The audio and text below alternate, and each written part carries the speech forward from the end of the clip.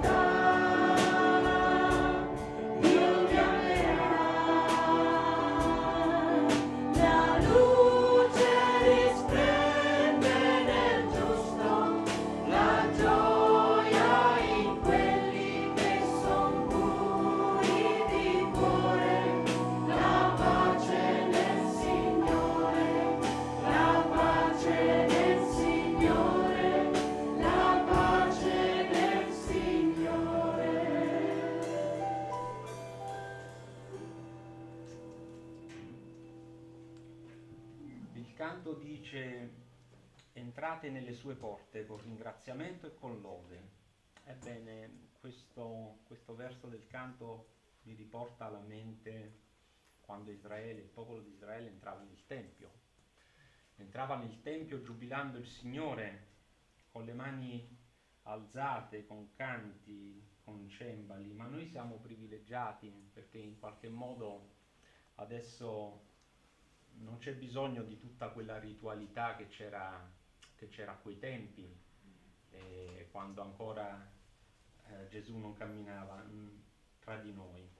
E noi oggi possiamo lodare il Signore, cioè possiamo rendere giubilo al Signore tramite la lode, tramite le preghiere, tramite le nostre parole. E quindi non abbiamo più bisogno di una ritualità che era molto così, molto rigida, bisognava fare tante cose. E una differenza fondamentale rispetto a quei tempi lì era che solo una volta l'anno il sommo sacerdote era ammesso alla presenza di Dio, il popolo rimaneva fuori. Noi adesso, per mezzo del sacrificio di Cristo, siamo tutti ammessi alla presenza di Dio in questo momento, tramite la sua volontà, tramite il sacrificio di Cristo. E a proposito, tornando a quello che ha scritto Davide nei Salmi, mi soffermerei andrei al Salmo 26, versetti dall'1 al 7, in cui Davide ringrazia e loda il Signore ancora una volta per avergli reso giustizia. E i versetti recitano così: fammi giustizia, o Signore, perché io cammino nell'integrità e confido nel Signore senza vacillare. Scrutami, o Signore, e mettimi alla prova, purifica le mie reni e il mio cuore, perché ho davanti agli occhi la tua benevolenza e cammino nella tua verità. Io non siedo in compagnia di uomini bugiardi, non vado con gente ipocrita, detesto l'assemblea dei malvagi e non vado a sedermi tra gli empi.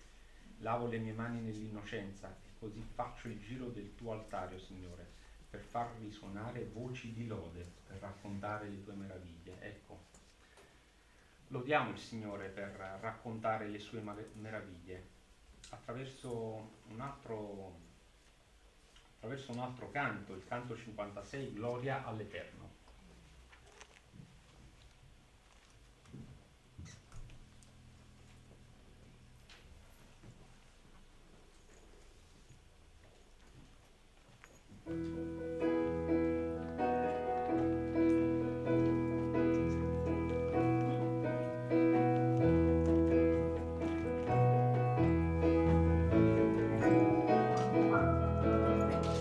Gloria all'Eterno, nostro Signore.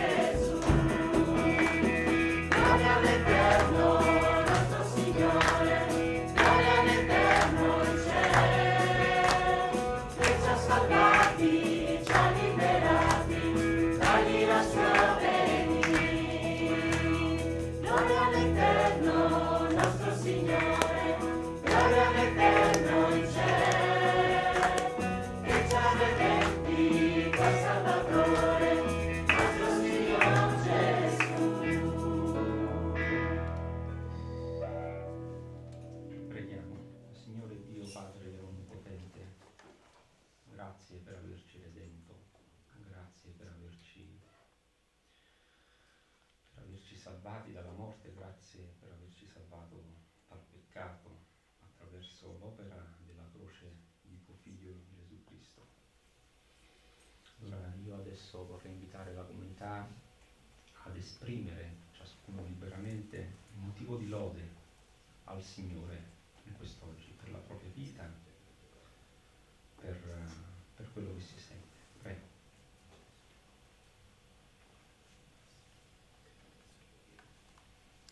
Gloria a te, caro Padre, perché ci hai liberati, ci hai redenti, ci hai trasformati, ci hai trasportati nel tuo regno e ora facciamo parte, Signore, del tuo popolo. Benedici questa lode, questo culto, Signore, che possa essere gradito a te le parole delle nostre labbra, che tutto quello che faremo possa essere a gloria e onore del tuo nome. Grazie perché sei il nostro Dio, sei l'unico, sei il Dio vivente e vero, colui che si è rivelato attraverso la tua parola, colui che si è rivelato nel Figlio Gesù, Signore. Grazie perché hai pagato il nostro debito, grazie perché hai impiodato i nostri peccati. E ora possiamo venire al trono della tua grazia puri, santi, per quel sacrificio, Signore, eccellente, per quell'atto di amore che hai avuto non solo per noi, ma per chiunque accetterà questo dono di grazia. Signore, grazie con tutto il cuore, nel nome di Gesù. Amen. A te, Signore, la lode e la gloria. Signore, grazie perché abbiamo la possibilità di entrare alla tua presenza. Signore, grazie per aver spezzato quel velo che ci separava da te. Signore, grazie per quel sacrificio. Signore, grazie per averci purificati. E Signore, oggi vogliamo ringraziarti, vogliamo lodarti, Signore, vogliamo offrire un sacrificio di lode a te. E Signore, ti prego affinché questo sacrificio possa essere di un cuore puro, che sia un sacrificio d'odore soave, un profumo per te, Signore. Quello che possiamo offrirti, tutto noi stessi, vogliamo offrirlo a te. E Signore, ti lodo e ti ringrazio nel nome di Gesù. Amen. Lode a te, Signore, perché tu ci hai fatto vedere che noi dobbiamo essere anche dei propugnatori della tua parola, perché noi dobbiamo dire a voce alta che Gesù Cristo ha salvato il mondo dal peccato. Grazie, Signore, perché ci sono molti modi di dirlo e ti preghiamo di benedire tutti i modi che tu hai individuato affinché noi, tuoi figli e tuoi servi, potessimo proclamare a gran voce che Gesù Cristo ha salvato il mondo dal peccato. Grazie, Signore, anche per quell'organizzazione Gideon's International che lavora per portare la tua parola negli alberghi, nelle strutture sanitarie, nelle scuole, nelle carceri, ovunque sia possibile proclamare che Gesù Cristo è il Signore. Ti ringraziamo per tutte queste organizzazioni, Signore, che lavorano, e anche per i singoli che individualmente si impegnano a dire che Gesù Cristo è il Signore, che l'uomo è peccatore e soltanto attraverso Gesù Cristo potrà salvarsi.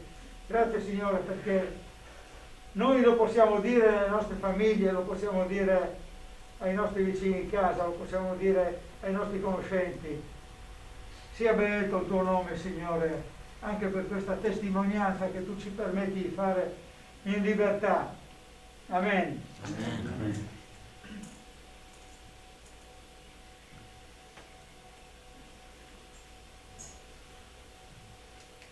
Signore, ti ringraziamo, ti benediciamo questa mattina, che anche quando il nostro cuore è in fuga per diverse ragioni, Signore, ritroviamo consolazione e pace in te. Questa paternità è una paternità affettiva che offre direzione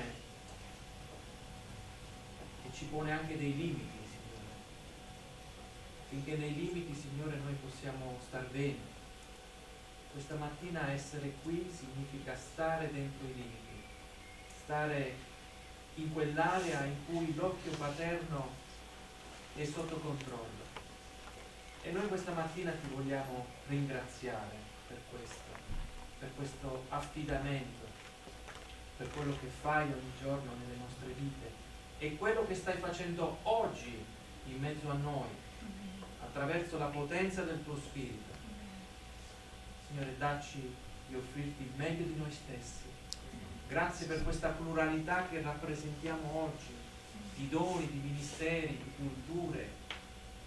Quante risorse nella tua Chiesa, Signore, che veramente possiamo imparare a valorizzarle, Signore, affinché con un sol corpo, Signore, nella sua diversità, possiamo questa mattina rallegrarti.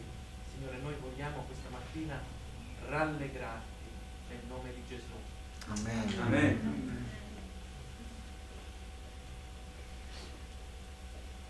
Gloria, Signore, al tuo nome. Gloria e forza, Signore. Vogliamo dare la gloria che ti è dovuta, Signore, la gloria che ti spetta, l'onore che ti spetta.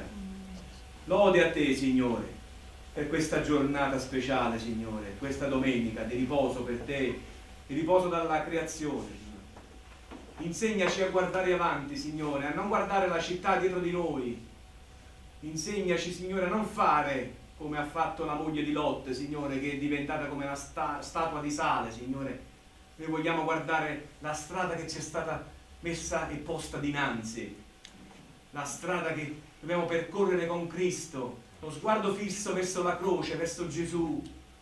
Vogliamo avere lo sguardo solo verso di te, Signore. Allontana da noi le distrazioni, allontana da noi i dolori, allontana da noi le invidie, allontana da noi, Signore, qualsiasi cosa cattiva.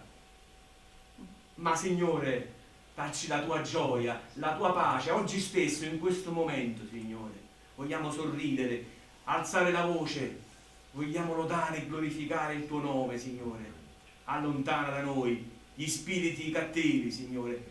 Pulisci il nostro cuore, purificaci, Signore, come hai già fatto con quel sacrificio perfetto su quella croce, Signore. Lode e gloria al tuo nome, benedici questa comunità, benedici tutte le comunità del mondo che si riuniscono nel nome potente di Gesù. Amen. Amen.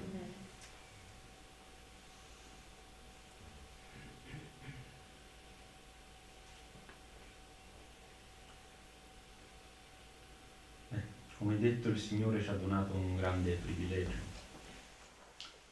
Con la morte e con la risurrezione di suo Figlio, si diceva prima, ci ha concesso di praticare non più sacrifici di animali, ma ci ha liberato dal cosiddetto sistema sacrificale, vedere, come detto prima, un sacrificio di lode.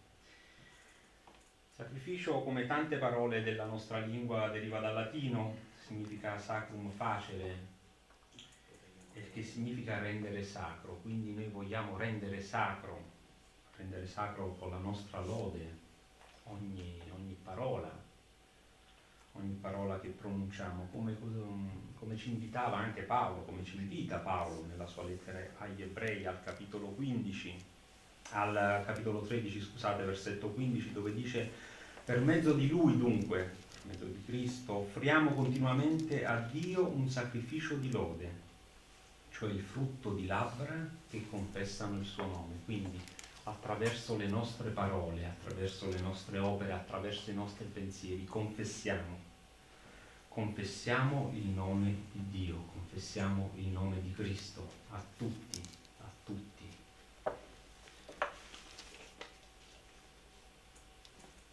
Continuiamo con la lode al Signore col canto 68, loderò l'Eterno in ogni tempo.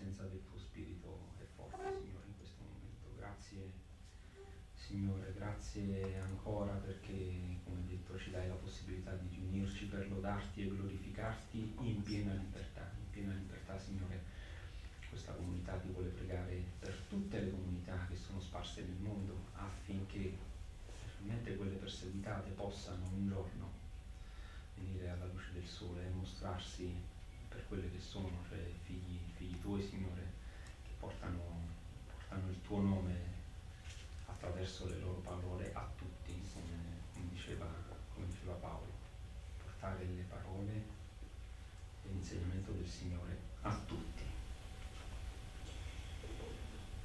E continuiamo ancora col canto 131, prima di cedere la parola poi a chi viene dopo.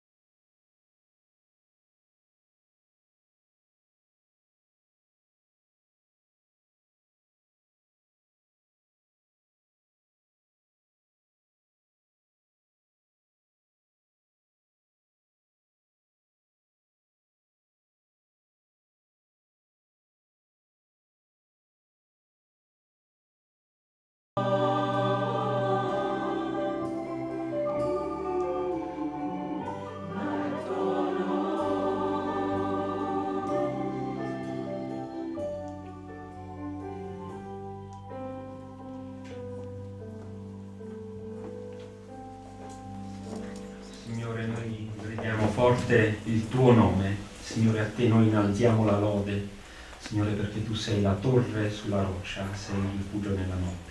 Grazie, Signore, per le benedizioni quotidiane.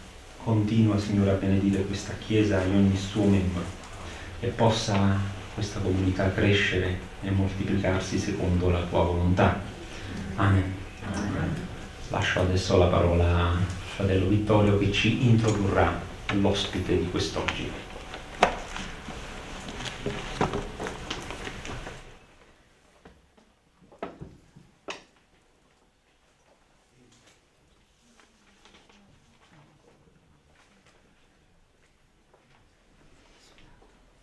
Ecco, buongiorno a tutti. Gideons International è un organismo che grida forte il tuo nome e lo grida con un'attività operativa che si muove dagli Stati Uniti d'America fino all'Europa, all'Asia, all'Africa, con la potenza che solo lo Spirito Santo può dare, perché se fosse un'organizzazione dal punto di vista umano avrebbe tutti i limiti che comunque tutti noi abbiamo, anche se siamo figli di Dio, ma Gideons International ha la forza dello Spirito Santo, perché è stata pensata, pensate, alla fine dell'Ottocento e si è sviluppata nel primo Novecento con grande potenza. E io oggi vi presento Costanzo Placentino, che è qui insieme alla sua signora Anna Maria, che ringraziamo, e Costanzo Placentino è il presidente dell'Associazione Italiana. Diciamo che è il punto di riferimento in Italia di Gideons International, è colui che ha il contatto anche con gli Stati Uniti diretto per l'organizzazione e quando si parla di organizzazione si intende anche la preghiera, perché Gideons International si muove con la potenza della preghiera, non con la potenza di coloro che ne fanno parte, che pur essendo uomini di buona volontà hanno i limiti che tutti noi abbiamo. Costanzo, benvenuto nell'assemblea di Udine, ti lascio immediatamente la parola. Il nostro, dico nostro perché anch'io faccio parte di questa organizzazione, come qualcuno di voi sa, il nostro presidente nazionale viene da Reggio Emilia, la sua famiglia è di origine pugliese, ma come tutti noi è un figlio di quella grande nazione che noi sappiamo cosa significa. Prego.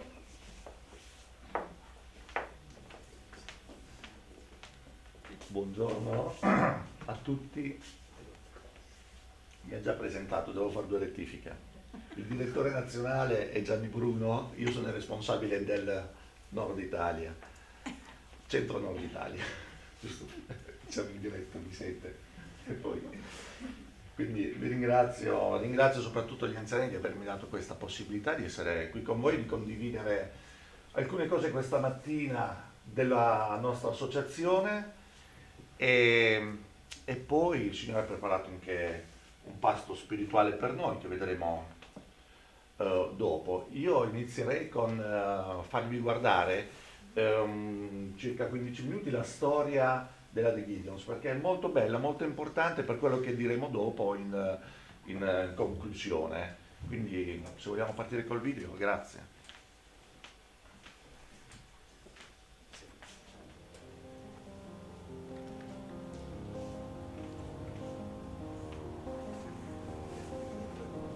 Quando l'associazione dei Gedeoni ebbe inizio, il rappresentante era la principale forma di commercio in America. Girovagando per il paese, c'erano alcuni cristiani che iniziarono a parlare dell'importanza per i cristiani di preservare la propria testimonianza. Volevano essere rispettabili a motivo della loro testimonianza cristiana e mentre lo facevano, forse Dio li avrebbe usati per raggiungere altri per Cristo. Uno di questi uomini era Sam Hill, nato ad Hardwick, nel Vermont, nel 1867. Il compagno di Hill in questa storia era John Nicholson, nato a Buffalo, New York, nel 1859. Una notte, nel maggio 1898, fu chiesto ai 2 rappresentanti di condividere una stanza del Central House Hotel di Boscobel, nel Wisconsin. I 2 uomini scoprirono presto che condividevano una fede comune in Cristo e così decisero di avere un tempo di preghiera insieme. Durante la loro preghiera entrambi sentirono la chiamata a creare un'associazione. Fu questo incontro casuale nella stanza 19 del Central House Hotel che sarebbe diventato l'umile inizio della The Gideons International.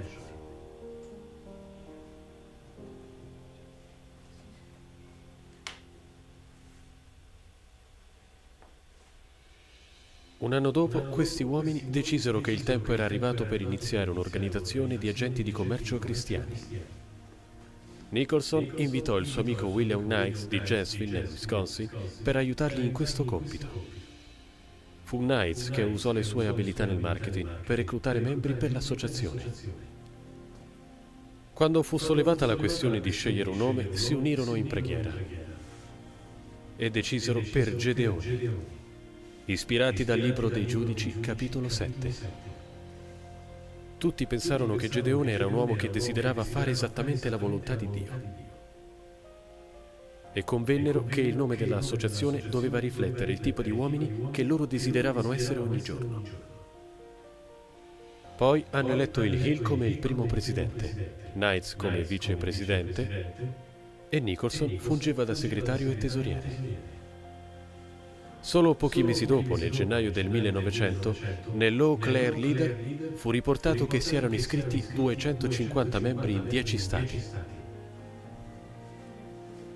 Nel settembre di quell'anno, i Gedeoni organizzarono a Chicago il primo capitolo locale o campo. Anche il termine campo viene da Giudici, capitolo 7, versetto 21. Ognuno di loro rimase al suo posto intorno al campo.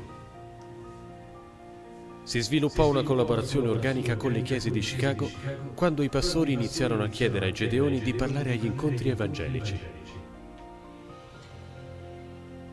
Nel 1901 le iscrizioni erano oltre 1600 in 33 stati e in Canada.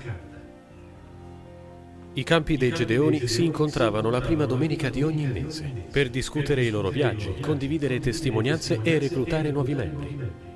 In una delle sessioni di lavoro si suggerì che le mogli dei Gedeoni, senza un'organizzazione formale, venissero riconosciute come ausiliarie, allo scopo di assistere nella promozione e nella preghiera per il ministero.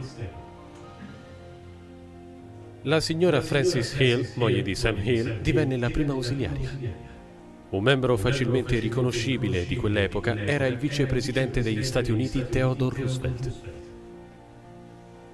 Presentò la sua domanda nel settembre del 1901 e divenne membro numero 1700. Divenne presidente degli Stati Uniti 12 giorni dopo. Nel 1905 Charles M. Smith, un rappresentante di farmaci di Detroit, Michigan, fu eletto presidente nazionale. Fu Smith a nominare 6 Gedeoni in diverse parti del paese per occuparsi dei lavori dell'associazione nei rispettivi territori.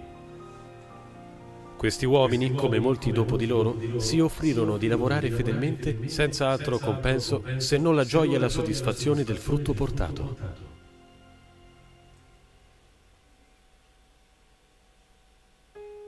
Nel 1907 i Gedeoni diressero le loro energie verso la fornitura di ogni Bibbia per ogni camera d'albergo del paese.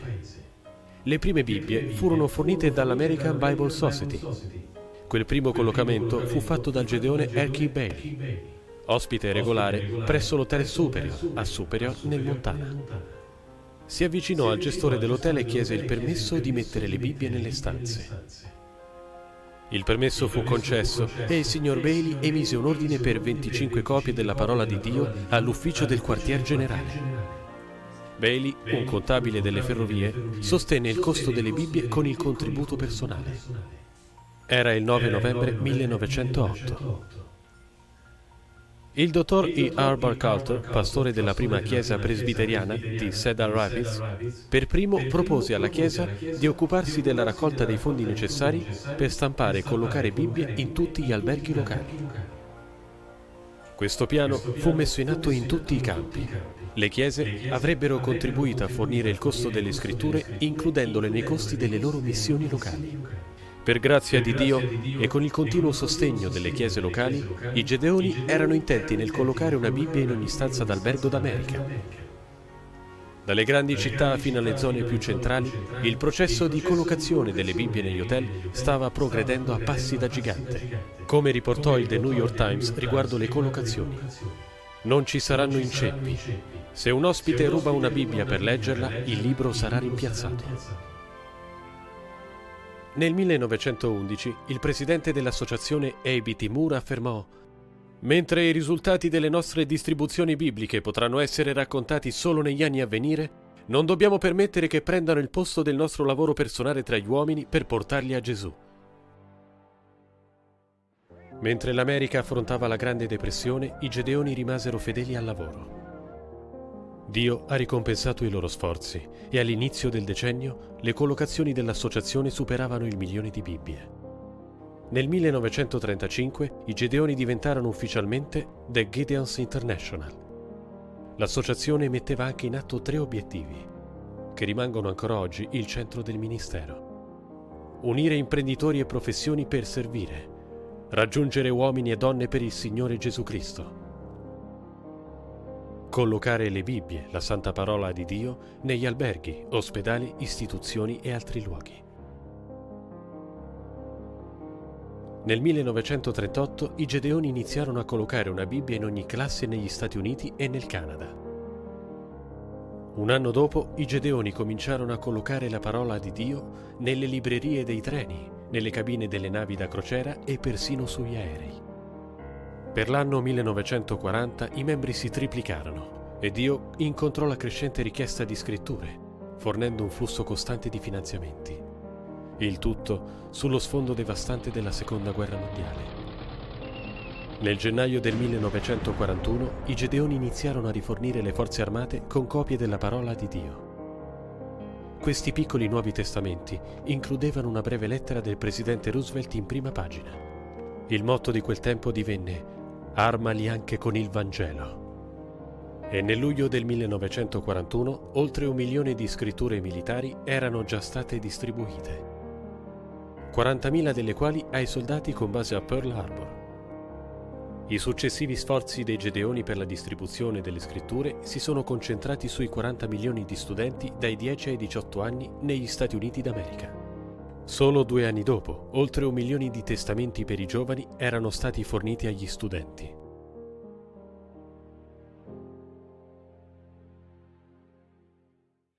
Mentre la mano di Dio era stesa sul ministero in Nord America, la più rapida espansione internazionale dei Gedeoni ebbe luogo in Sud America, dove in 6 settimane nel 1958 furono aggiunti 9 paesi. L'espansione del ministero è stata la prova di Proverbi 25:25 che dice: "Una buona notizia da un paese lontano è come acqua fresca a una persona stanca e assetata". Dicembre 1968. L'Apollo 8 è stato il primo veicolo spaziale con equipaggio a lasciare l'orbita terrestre. Quella vigilia di Natale si stima che 1 miliardo di persone in tutto il mondo si sintonizzassero per la storica diretta TV dall'orbita lunare. Mentre gli spettatori guardavano le immagini in bianco e nero dalla superficie della Luna, sentirono la voce del maggiore Bill Anders che attraversava l'atmosfera. Una Bibbia, collocata dai Gedeoni, si era fatta strada a bordo del veicolo spaziale e Anders iniziò a leggere via etere Genesi 1:1. Nel principio Dio creò i cieli e la terra. La terra era informe e vuota. Entro la fine del decennio, i Gedeoni in tutto il mondo avevano condiviso oltre 85 milioni di scritture stampate in 25 lingue. Nel 1977 i membri in tutto il mondo raggiunsero 100.000 e vennero attuate distribuzioni su larga scala chiamate Blitz in tutte le aree metropolitane, spesso concentrate sulle distribuzioni agli studenti nei campus universitari. In quello stesso anno il grido inanime tra i membri fu "inondare l'Africa". Poco dopo i Gedeoni si organizzarono in paesi come Sudan, Ruanda, Gabon, Madagascar, Burkina Faso e Mauritius. La popolazione mondiale stava esplodendo dall'India al Brasile e i Gedeoni continuarono a rispondere rapidamente alla richiesta di scrittura. In Corea del Sud, i cappellani dell'esercito incoraggiarono ogni soldato a portare la parola di Dio e leggerla. Alla fine della guerra del Vietnam, la Thailandia divenne un porto sicuro per molti e i Gedeoni erano lì per consegnare la speranza della parola di Dio a molti rifugiati. In Giappone, oltre 1 milione di scritture venivano distribuite ogni anno. In America Latina, il primo blitz internazionale della scrittura ebbe luogo in Messico, dove 45.000 scritture furono distribuite in soli 7 giorni. Nel 1988 il segretario del Partito Comunista dell'Unione Sovietica, Mikhail Gorbachev, promise qualcosa di inaudito: il ritiro delle truppe sovietiche dai paesi del blocco orientale. Nei successivi 5 anni, mano a mano che ottenevano l'indipendenza, 21 paesi dell'Europa orientale furono raggiunti dall'associazione. Questi paesi erano stati chiusi al Vangelo da oltre 40 anni, alcuni da ben 70 anni. Nel 1995 le testimonianze di salvezza si riversarono sulla posta elettronica, mentre la novità di Internet si diffondeva tra le masse. Il 10 settembre 2001 ha segnato la distribuzione della miliardesima scrittura. Il giorno successivo sarebbe passato alla storia con la caduta delle torri del World Trade Center. Giorni dopo, Gedeons distribuirà 195.400 scritture ai molti cittadini devastati e ai soccorritori della città di New York.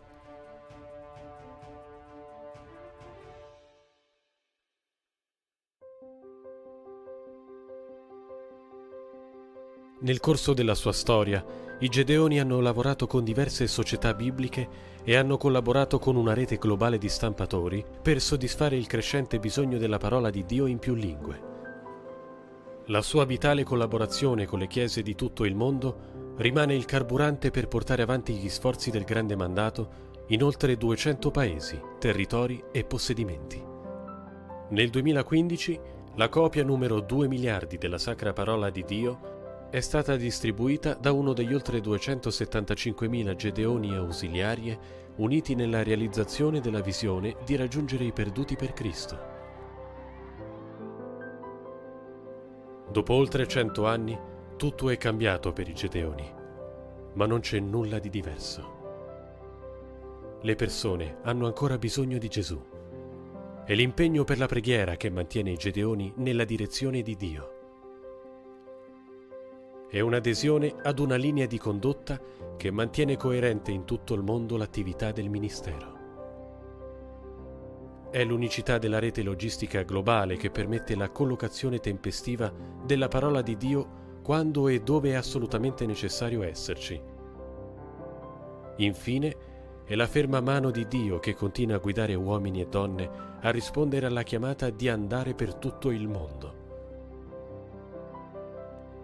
Senza dubbio, è stato il piano di Dio per Sam Hill e John Nicholson di condividere una stanza a Boscobel, nel Wisconsin, quella notte del 1898. E mentre i due estranei aprivano la parola di Dio insieme nella stanza 19, non era certo una coincidenza che leggessero dal libro di Giovanni capitolo 15, versetto 16.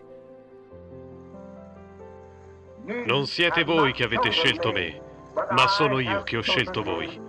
E vi ho costituiti perché andiate e portiate frutto, e il vostro frutto rimanga, affinché tutto quello che chiederete al Padre nel mio nome, Egli ve lo dia.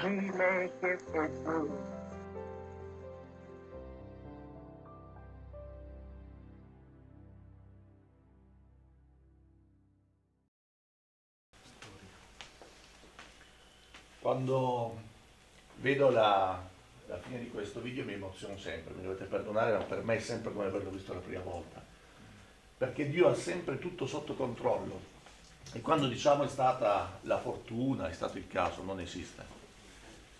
Due uomini si incontrano non sapendolo in questa camera di albergo, scoprono di essere due credenti e capiscono che non è stata né la fortuna né il caso a portarli lì.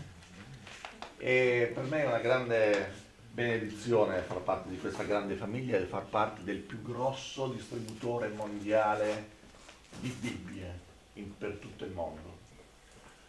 E ci sono tante missioni bellissime che si occupano, che fanno tante cose con le quali collaboriamo, penso a Samaritan Purse, penso ad altre associazioni, ma mi fa piacere dire che siamo il più grosso distributore mondiale di Bibbie per tutto il mondo, in 200 paesi. Possiamo partire col PowerPoint, e in più di 90 lingue tradotte.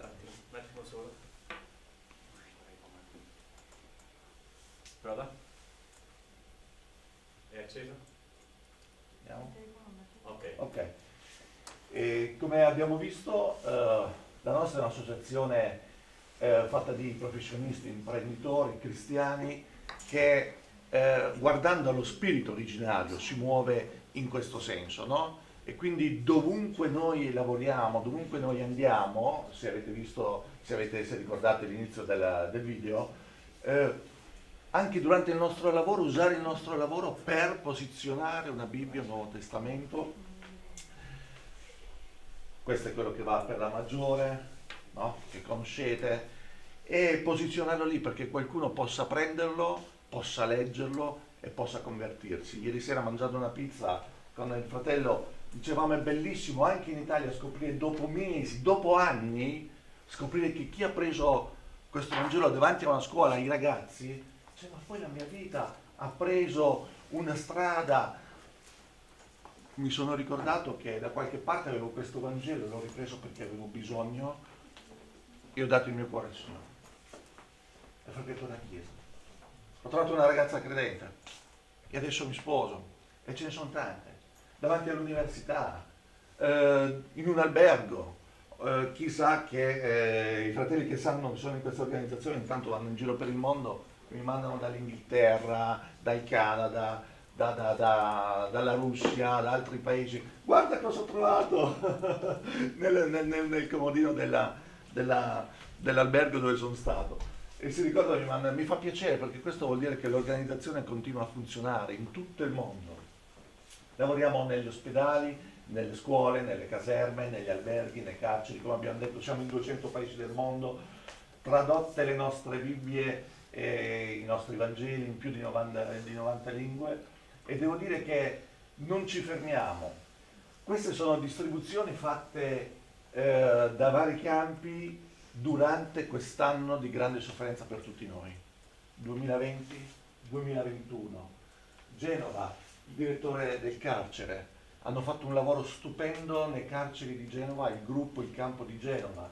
Qui a Polizia Locale lavoriamo con la Croce Rossa, con la Croce Blu, bianca, ce ne sono tante, Polizia di Stato, scuole, zona bianca e zona gialla abbiamo potuto ricominciare a distribuire. Lo dicevo ieri ai fratelli del campo, quando a fine febbraio in Emilia eravamo zona gialla, abbiamo deciso dopo un anno di ripartire.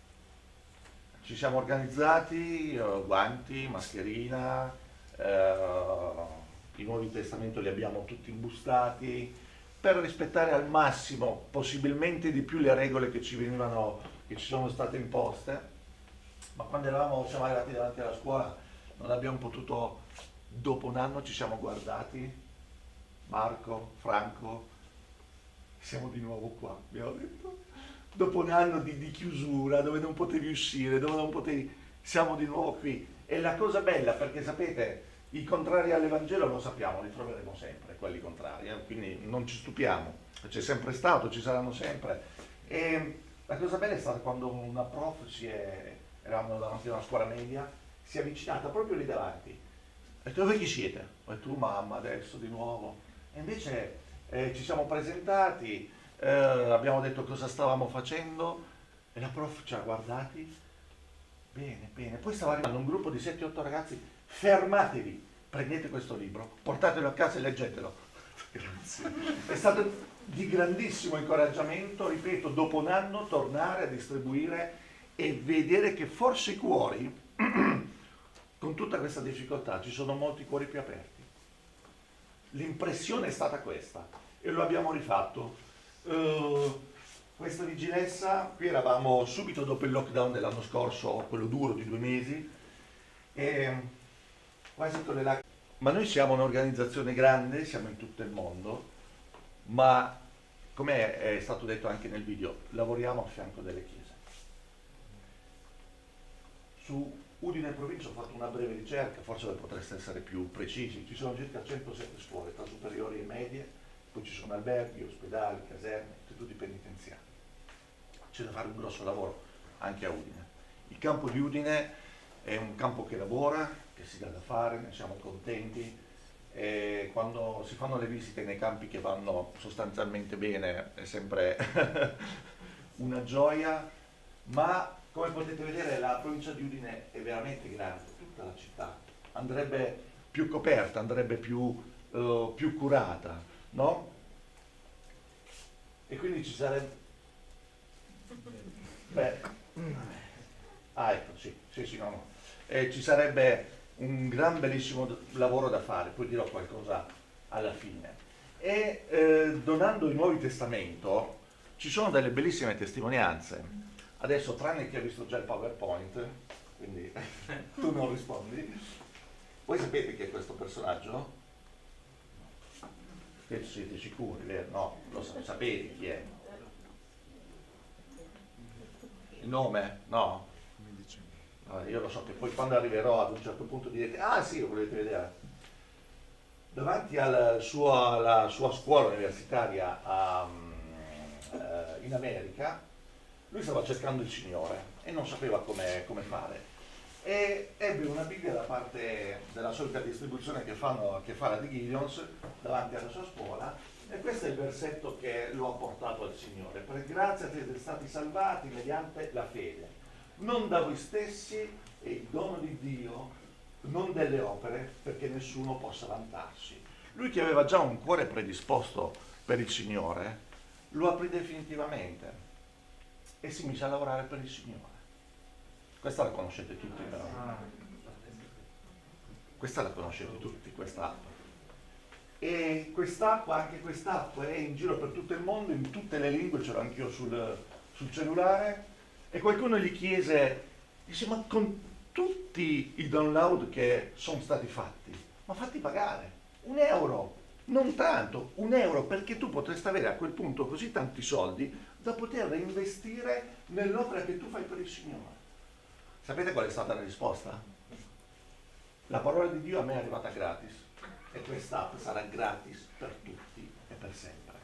Lui in America cura alcune chiese, ha una televisione evangelica, ha una radio evangelica e fa tantissime cose per il Signore. Poi in America fanno sempre tutto molto più in grande. Qui avete una bella banda, negli Stati Uniti è 3 volte tanto. Quindi c'è una chiesa di 100 persone, negli Stati Uniti è di 3.000. Quindi è tutto così. Quindi se voi vedete, andate su internet a vedere un po' la sua storia, veramente si impegna per il Signore, fa tantissime cose. È stata opera dei Gedeoni, è stata opera di quel fratello che gli ha allungato il Nuovo Testamento, è stata l'opera di Dio. Noi siamo semplicemente strumenti che il Signore usa, e guai a me se vi dicessi noi facciamo convertire le persone. Vi prego di accompagnarmi alla porta. Noi possiamo distribuire questo Vangelo, la parola di Dio, il resto lo fa il Signore. Noi seminiamo, il Signore fa crescere. Infatti, quindi colui che pianta e colui che annaffia non sono nulla, è solo Dio che fa crescere. Lo dobbiamo avere sempre ben presente. Questa è un'opera spirituale, veniva detto anche prima dal fratello, è un'opera che il Signore guida. Domani non ci sarò più io, quest'opera andrà avanti, infatti quando non c'ero io è sempre andata avanti. Domani i fratelli dei campi cambieranno, ma quest'opera continuerà ad andare avanti. Come potete aiutarci? Noi non siamo una chiesa, ed è bene dirlo. Infatti nel gruppo di Reggio Emilia, ma in generale nei Vangeli vengono messi anche 2 o 3 numeri di telefono, eccoli, proprio perché quando uno è colpito dal Signore possa decidere in piena libertà chi chiamare, e sappiamo che il Signore farà chiamare e telefonare alla persona giusta. Ma siamo sicuramente il braccio missionario della Chiesa. Ho citato i campi dove noi andiamo ad operare.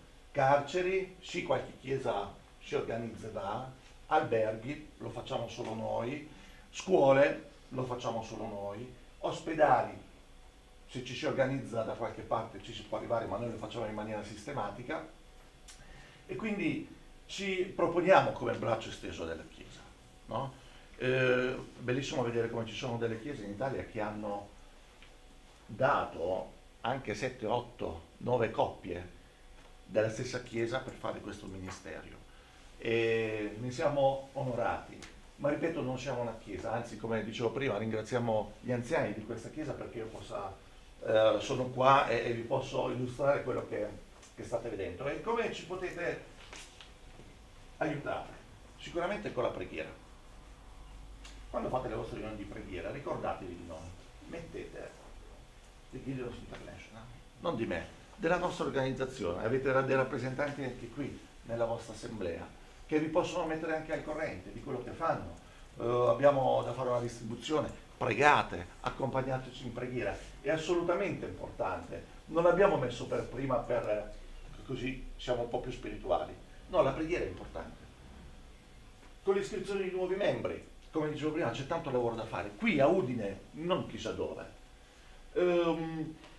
Dando per quest'opera veramente poche ore, qui ci sono dei rappresentanti del campo, poche ore al mese. Ci si organizza e si va, e lo si fa nel modo migliore. Si cerca di andare in tutte le scuole, con un giro di 3-4 anni, cerca di andare negli ospedali dove si riesce ad avere un'autorizzazione, nelle carceri, negli alberghi. C'è la testimonianza personale, io ne posso comprare per me e distribuirli. C'è tanto lavoro da fare anche ad Udine e provincia, quindi chiedendo sempre ai vostri anziani se potete far parte del nostro ministero. Anche a Udine avremo bisogno di nuovi membri e sponsorizzare anche la stampa del Nuovo Testamento. Dico sponsorizzare perché ci diamo un po' più di aria, no? Ci chiamano donazioni in Italia però sponsorizzare è più bello, perché tutto quello che ci viene dato dalle chiese, anche le nostre offerte personali, va per la stampa di Nuovi Testamenti. Viene tutto mandato negli Stati Uniti per la stampa di Nuovi Testamenti. Vi devo dire, adesso non entro nel merito, ma il gruppo, lo sa, ne abbiamo parlato ieri, che gli Stati Uniti, soprattutto con noi italiani, sono molto generosi, molto, proprio perché con l'Italia hanno un rapporto particolare. Quindi continuiamo a pregare, vi chiedo di continuare a pregare per quest'opera, per tutti quelli che come me hanno qualche responsabilità. Anche mia moglie è in quest'opera come responsabile della zona 3 che va dall'Emilia Romagna al Veneto, Trentino e Friuli, per quanto riguarda le ausiliari, perché anche le donne dei nostri campi hanno il loro lavoro specifico da fare, ci aiutano in moltissime cose, in varie distribuzioni dove noi non potremmo arrivare, loro arrivano, e quindi è bello anche farlo assieme. E cosa dire?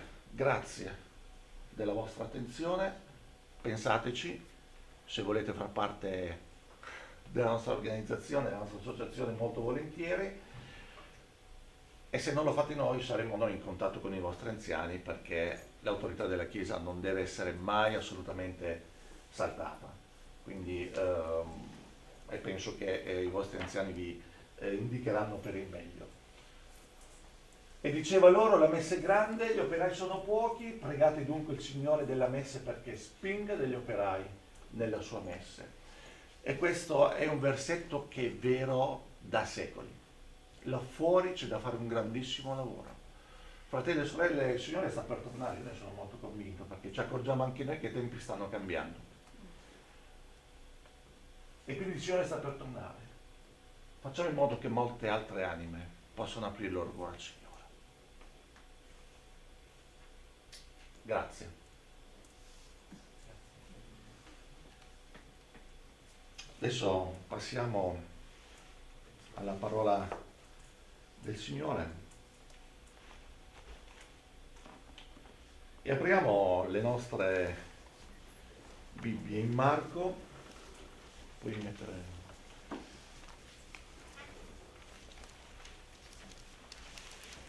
Scusatemi, ma... Marco capitolo 4.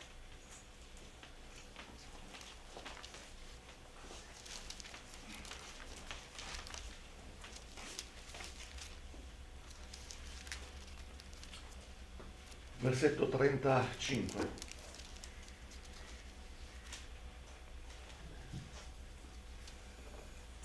Leggiamo. In quel medesimo giorno, fattosi sera, Gesù disse loro: passiamo all'altra riva. E i discepoli, licenziata la moltitudine, lo presero così com'era nella barca. E vi erano delle altre barche con lui. Ed ecco levarsi un gran turbine di vento che cacciava le onde nella barca, talché ella già si riempiva. Or egli stava a poppa, dormendo sul guanciale. I discepoli lo destano e gli dicono: Maestro, non ti curi tu che noi periamo? Ed egli gli disse, destatoli, sgridò il vento e disse al mare: taci, calmati. E il vento cessò e si fece gran bonaccia. Ed egli disse loro: perché siete ancora così paurosi? Come mai non avete voi fede? Ed essi furono presi da gran timore e si dicevano l'un l'altro: chi è dunque costui, che anche il vento ed il mare gli ubbidiscono?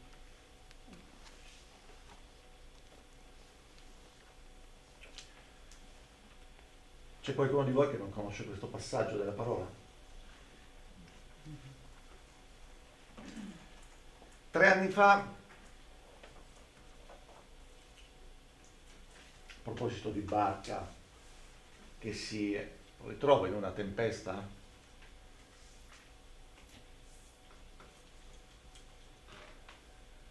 tre anni fa una cara famiglia della nostra assemblea, probabilmente ne avete sentito parlare,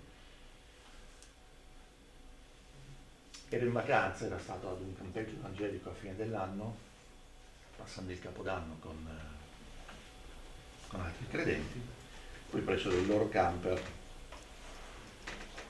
e andarono in vacanza nel Lazio. Una notizia che hanno dato anche telegiornali.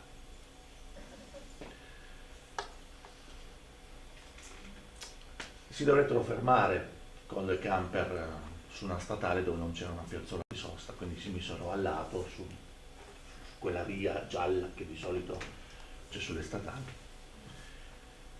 Nel frattempo è arrivato un tir che evidentemente, sicuramente non li ha visti, ha portato via mezzo camper. In quel mezzo camper c'era un bimbo di 10 anni che adesso ci saluta da lassù.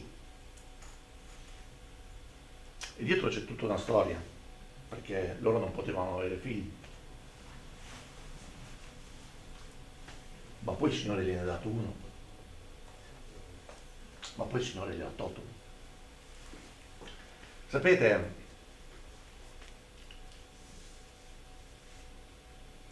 delle volte la nostra barca personale, ma possiamo raffigurarla anche alla Chiesa, si ritrova in tempeste che non ha deciso di incontrare. E come abbiamo letto qui, in questo passaggio, la tempesta era così alta, grande, forte, che l'acqua iniziava ad entrare. E quando l'acqua entra nella barca, la devi buttare fuori, perché sennò affondi.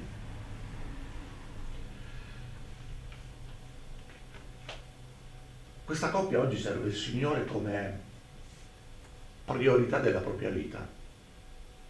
Personalmente li abbiamo seguiti, siamo rimasti molto amici e posso testimoniare il grande cambiamento da un dolore che nessuno mai gli toglierà via, ma l'amore che hanno oggi per il Signore. Quando le tempeste arrivano nella nostra vita, e parlo a noi figli di Dio, dobbiamo fare bene attenzione a quello che stiamo guardando. All'inizio di questo passaggio della parola, Gesù dice: passiamo all'altra riva e facciamolo in barca. C'era questo mare che poi era un lago molto grande, E quando i discepoli salgono, e sale anche Gesù, era tutto calmo, lo capiamo, no? E Gesù si mette a dormire. Vorrei farvi riflettere sulla cosa. Gesù dice: passiamo all'altra riva. Noi dobbiamo essere sicuri di un fatto, noi figli di Dio, che il Signore intanto ci ha dato dove arrivare. Loro dovevano e sarebbero arrivati comunque all'altra riva. E noi figli di Dio, nella nostra barca, stiamo andando all'altra riva.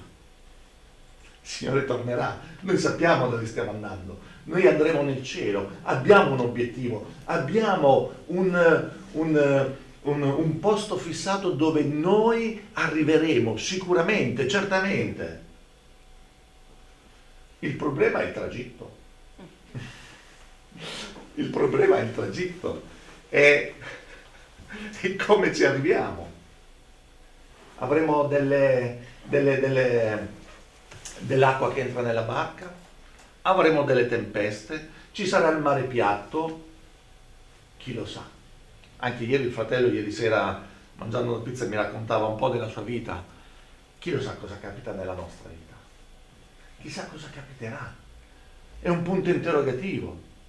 Io ho grande stima di chi mi dice: domani ho fatto questo, devo fare quest'altro, sai il mio obiettivo, spesso capita tra giovani, ma ci sta, lo facciamo, l'abbiamo fatto e lo facciamo forse un po' tutti, abbiamo questi obiettivi nella nostra vita, wow, quanta sicurezza. Io non so onestamente tra un minuto cosa capita, non lo so. No? Ieri sera quando sono andato a letto non ho firmato nessun contratto per svegliarmi questa mattina. Grazie al Signore siamo qui, stiamo godendo di questa bella giornata, di questo bel sole, di tutte le benedizioni che Lui ha preparato per noi. E allora, mentre noi attraversiamo in barca questo lago della nostra vita, mentre aspettiamo che il Signore tornerà per portarci all'altra riva, potrebbe arrivare la tempesta. Ed è lì allora che si mette in gioco la nostra fede. Perché quando arriva la tempesta, come qui dice, che tenta di scaravoltare la barca, che tenta l'acqua di entrare nella barca, che tenta di buttarti giù,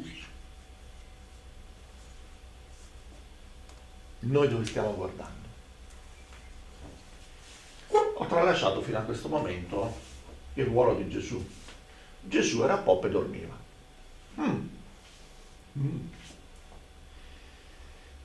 E lui la tempesta non la sentiva. Il problema non è che cosa fa Gesù. Il problema è avere fiducia che Gesù è con noi. Anche nei momenti più tristi della nostra vita. Sentivo una testimonianza toccante di un pastore di una chiesa qui del nord Italia, e lui diceva: quando ho iniziato il mio ministero, lui stava facendo degli studi cattolici per diventare prete, aveva tutto incamminato, stava cercando il Signore Gesù e lo cercava nella via sbagliata evidentemente, ma quando il Signore lo ha convertito ha preso una decisione: io servirò il Signore, lui e la sua famiglia e sua moglie. Ma sapete, la tempesta è arrivata subito perché hanno avuto un figlio e i lettori gli hanno dato la triste notizia di un figlio ammalato di una malattia molto grave. All'epoca solo 100 in Europa avevano la malattia di questo bambino, quindi era una cosa nuovissima, non sapevano dove prendere, cosa fare, come curarlo. E gli hanno detto che Dio ce la mandi buona, non sappiamo cosa capiterà suo figlio.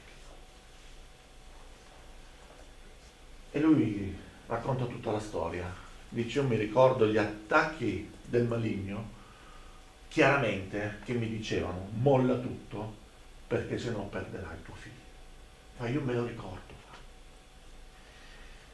E ho detto: no, il Signore sanerà anche questa ferita se mai le cose dovessero peggiorare. Fatto sta che questo figlio è guarito, non ha più nulla, hanno pregato, il Signore ha. Non è sempre così, l'ho detto prima, no? Il Signore usa strade. Ma il problema è quando ci troviamo in mezzo alla tempesta. Il problema non è giudicare gli altri quando sono nella tempesta. Il problema non è vedere che sta arrivando la tempesta. Il problema è quando siamo in mezzo alla tempesta, che cosa noi facciamo? Gesù è là con noi. Gesù alla fine di questo passaggio dice: ma come, non avete ancora fede? Perché ero qua, anche se dormivo, io ero qui. E gli ha dimostrato come lui è in pieno controllo di ogni cosa, anche di quello che poteva essere la potenza del mare o del vento. Taci, basta, e tutto si calmò. No? Nel capitolo 8, leggo solo io, di Romani, c'è scritto: noi sappiamo, ma mi chiedo, lo sappiamo? È vero per noi? Che tutte le cose cooperano al bene di quelli che amano Dio, i quali ha chiamato secondo il suo proponimento. Sapete, è proprio difficile in certe situazioni dire che ogni cosa coopera per il nostro bene. Lo so. È proprio difficile in certe situazioni pensare che lì il Signore Gesù sta facendo il tuo bene e ti vuole benedire. Ma è così. È così. Perché i discepoli si agitano? Arriva la tempesta ed evidentemente come me, penso come noi, ma se arriva la tempesta io guardo il cielo e inizio a guardarmi attorno. Oh, il vento è forte, l'acqua entra, che faccio? Mi siedo? Prego? Devo fare qualcosa. E poi svegliamo Gesù. Dice: Signore, ma non ti interessi di noi?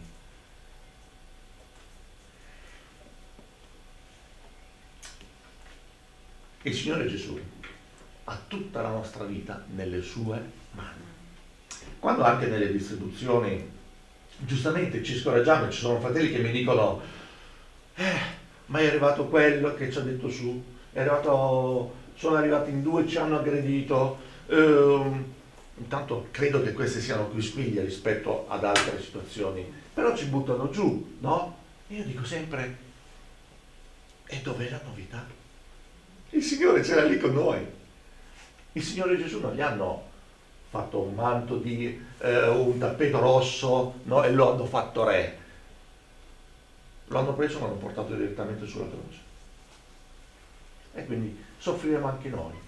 Ma il problema è nella sofferenza, nella tempesta che arriva, dove continuiamo a guardare. E i discepoli si fermarono a guardare ciò che stava attorno, invece di guardare Gesù e di confidare in Lui. Gesù è con noi, non ci capiterà nulla. Infatti Gesù fa un problema, sottolinea la loro poca fede. Dice: come non avete avuto fede? Io sono qua con voi, non me ne sono andato, si stava dormendo, ma sono qua con voi. Quindi nella nostra vita, cari fratelli e sorelle, arriveranno tempeste, arriveranno acque agitate, arriverà il fuoco che vorrà distruggere l'opera di Dio, arriverà l'acqua che vorrà sommergere ogni cosa. Ma in tutte queste cose Gesù sarà sempre la nostra salvezza. E noi dobbiamo credere contro ogni pensiero che Dio sta facendo il nostro bene. E lo capiremo probabilmente solo dopo, col tempo, qual è stato il bene che il Signore ha voluto farci attraverso quella situazione. E come diceva questo fratello, questo pastore diceva: e a quel punto, quando tu capisci quello che il Signore ha fatto con te, con il tempo, come si dice, quando passa un po' di acqua sotto i ponti, tu diventi una benedizione per chi ti sta vicino, perché potrai non raccontare solo la situazione e la difficoltà, ma la grande liberazione che il Signore ha fatto per te, e quindi essere di conforto e di incoraggiamento per quanti sono più deboli, per quanti sono forse adesso nella difficoltà, per quanti si aspettano un bicchiere d'acqua perché sono nella tempesta. E allora questo passaggio della parola di Dio personalmente mi parla sempre. E come dicevo prima, uno degli aspetti che mi tocca è che il Signore ci ha dato una meta. Noi non siamo credenti, non sappiamo che cosa capiterà, siamo in balia delle leggi che fanno, contrarie, pro. Gesù è nel mio cuore. Io continuo a distribuire il Vangelo, io continuo nella mia testimonianza personale a parlare di Gesù, perché questo mondo non ha capito una cosa, che più tiene fuori Gesù dalla propria vita, più si infileranno in strade piene di morte. Ma noi siamo la luce. E in questa tempesta che il mondo sta vivendo, noi dobbiamo essere la luce che dà l'indicazione giusta. Gesù Cristo è il nostro Salvatore. E noi dobbiamo credere anche per loro, noi dobbiamo avere fede per loro nelle situazioni, perché quando andremo a parlare con loro potremo avere, come dicevo prima, potremo avere una parola di consolazione, di benedizione per queste persone. E non è raro, non è raro che capita e ci dicono: ma tu dove vivi? Ma come fai ad essere così tranquillo? Ma non vedi tutto quello che succede? Come dicevo, questa situazione che stiamo vivendo ha fatto saltare fuori tantissime nostre paure, loro di fuori, tutti. Secondo me è stato veramente un terremoto che ha toccato tutti indistintamente, tutte le famiglie, tutti noi. È entrato, come è successo a noi, è entrato nelle nostre famiglie. E noi abbiamo passato, siamo stati chiusi in casa 25 giorni, grazie a Dio, meglio di altri. Però vi posso dire che non è stata una bella cosa, intanto perché confermo che dopo mesi qualcosa ti è rimasto. È così, questo virus funziona così evidentemente. Vi confermo che stare chiusi a casa per tanto tempo, abbiamo dovuto riprendere, è stato difficile riprendere il lavoro e la distanza tra di noi in casa in quel periodo, per quasi un mese non ci siamo potuti vedere. È una brutta situazione, ma il Signore ha sempre avuto tutto sotto controllo e noi, al di là delle brutte notizie che spesso sono arrivate, noi abbiamo visto delle guarigioni. Anche in questo caso i dottori avevano detto: non ci arriva domani. Abbiamo visto delle persone guarire, passare il momento più brutto dove tutti i giorni ci aspettavamo la notizia e poi il Signore ha detto: no, da adesso in poi inizia a guarire, perché il Signore ha tutto sotto controllo e ogni cosa che permette nella nostra vita è per il nostro bene. Quindi la barca si incammina, arriva in mezzo alla tempesta, Gesù rimane sulla barca, dorme, ma è lì.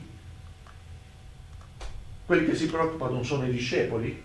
E attenzione, sottolineo, l'ho già detto, ridetto, attenzione nella difficoltà, a che cosa guardiamo.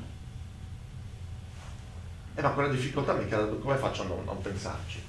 Stai davanti al Signore, prega. È facile dirlo quando non si è nella difficoltà, sì, sono d'accordo con voi, è facile dirlo quando non si è nella difficoltà, ma non ci sono tante vie diverse rispetto a questa. Per esperienza personale, seguendo anche persone, come dicevo prima, e fatte situazioni, ci salti fuori solo se stai davanti al Signore, piangendo. E spesso in certe situazioni anche litigando con il Signore, perché non ti dai una spiegazione. Ma che bello vedere col tempo come il Signore che ti ha risollevato. Perché in tutte le nostre situazioni il Signore poi ha sempre qualcosa da insegnarci. In questo caso ha sottolineato la poca fede dei discepoli. Stava spingendo i discepoli ad avere fede, perché lui poi non ci sarebbe più stato, sarebbe toccato a loro avere questo ministero nel mondo e sarebbero morti per il Signore anche. Li stava spingendo ad avere fede. C'è sempre un messaggio dietro le nostre tempeste, che se affrontate con il Signore Gesù, devo dire che io l'ho visto personalmente, ma anche con persone che ho in mente, quando la difficoltà poi è finita, la tempesta è finita, ti sei ritrovato avendo fatto dei passi avanti nella fede. E quando senti parlare di queste persone dici: io che ti ho seguito dall'inizio, tu non sei la stessa persona. Non sei la stessa persona. Il Signore ha fatto un lavoro intimo E quando parli con queste persone sono di incoraggiamento, hanno smesso di giudicare, sono di sprono e sono d'esempio. Quanto gli è costato? Tanto. Quindi, fratelli e sorelle, noi dobbiamo essere certi di alcune cose nella nostra vita: che Gesù è il nostro Salvatore, che non ci abbandonerà mai e che le tempeste arriveranno nella nostra vita. Voglio concludere leggendo in Romani 8 l'inno di vittoria dei credenti. Romani 8, 31. Personalmente per me questo è il passo, e non so per quale motivo, forse tutti noi abbiamo un passo della parola a cui siamo più affezionati, nel quale ci rifugiamo in determinate situazioni, e io capito sempre qua. Qualunque sia la mia situazione di difficoltà, io capito sempre qua. Perché il Signore mi dice: che diremo dunque a queste cose? Se Dio è per noi, chi sarà contro di noi? Colui che non ha risparmiato il suo proprio figliuolo, ma l'ha dato per tutti noi, come non ci donerà egli anche tutte le cose con lui? Chi accuserà gli eletti di Dio? Il Dio è quel che li giustifica. Chi sarà quel che li condanni? Gesù Cristo è quel che è morto e più che questo è risuscitato ed è alla destra di Dio ed anche intercede per noi. Chi ci separerà dall'amore di Cristo? Sarà forse la tribolazione, la distretta, la persecuzione, la fame, la nudità, il pericolo o la spada? Come è scritto: per amor di te noi siamo tutto il giorno messi a morte, siamo stati considerati come pecore da macello. Anzi, in tutte queste cose noi siamo più che vincitori, in virtù di colui che ci ha amati, perché io sono persuaso che né morte, né vita, né angeli, né principati, né cose presenti, né cose future, né potestà, né altezze, né profondità, né alcun'altra creatura potranno separarci dall'amore di Dio che è in Cristo Gesù nostro Signore. Questa è la mia sicurezza. Vorremmo essere tutti piccoli, bambini, rimanere lì. I primi due inni che avete cantato mi hanno riportato quando andavo al centro Bethel giù sul Gargano. Ma poi si cresce, perché questo è 40 anni fa. E crescendo ci sono delle tempeste e noi dobbiamo mettere nel cuore questa sicurezza che Dio è per noi un rifugio,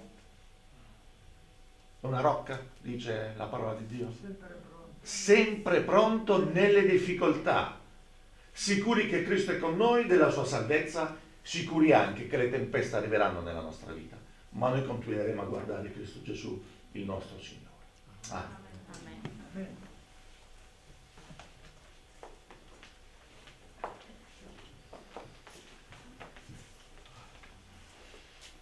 Gloria a Dio per quello che è stato detto, grazie fratello Costanzo, il tuo prezioso contributo ha determinato che noi ti eleggiamo coordinatore nazionale, anche se tu sei soltanto il vice.